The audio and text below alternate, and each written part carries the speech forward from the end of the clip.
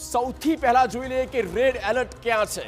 31મી જુલાઈ એટલે કે આવતીકાલના રોજ અમદાવાદ અને આણંદ આ બે જિલ્લા મહત્વપૂર્ણ અને સાથે જ વડોદરા, નર્મદા, છોટાઉદેપુર આ તમામ જિલ્લાના લોકોને આ 2 દિવસ માટે ખાસ તો 31મી જુલાઈ ખૂબ જ સાચવવાનું રહેશે।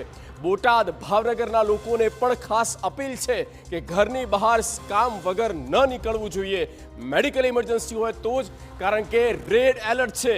ભરૂચ, સુરતના લોકો હોય કે પછી અમદાવાદના લોકો હોય, આ રેડ એલર્ટ, આ હેવી ટુ હેવી 10 ઇંચથી વધારે વરસાદ તે અમદાવાદીઓએ જોયેલો છે, સુરતીઓએ જોયેલો છે, નવસારીના લોકોએ જોયેલો છે। એટલા માટે જ આ આગાહ કરવામાં આવે છે કે આગાહીને ધ્યાનમાં રાખવામાં આવે અને એટલા માટે આ રેડ એલર્ટના અનુસંધાન અમે કહીએ છીએ કે નવસારી હોય કે તાપી જિલ્લો હોય કે ડાંગ હોય કે દમણ કે વલસાડ જ કેમ ના હોય, અને વલસાડમાં સ્થિતિ ફરી એકવાર સ્ફોટક બની શકે છે। એટલા માટે જ તંત્રના ભરોસે રહેવાના બદલે સ્વરક્ષણ મહત્વપૂર્ણ છે।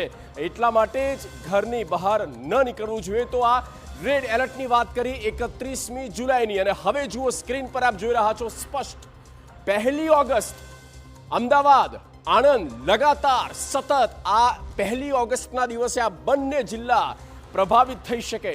સુરેન્દ્રનગર, રાજકોટમાં પણ રેડ એલર્ટ છે, જે 31મી જુલાઈ હતી અને તેના કરતાં કેટલાક જિલ્લા અહીંયા કઈ 1 ઓગસ્ટે બદલાયા છે, તેમાં સુરેન્દ્રનગર છે, રાજકોટનો અહીંયા ઉમેરો થાય છે।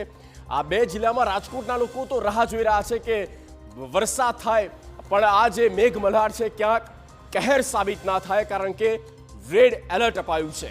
તો આ 2 દિવસ મહત્વપૂર્ણ છે આપણા રાજ્ય માટે। હેવી ટુ હેવી રેનફોલની વાત કરીએ, 13 જિલ્લાની વિગતે વાત કરી અને સાથે તંત્રની કેવી તૈયારી છે।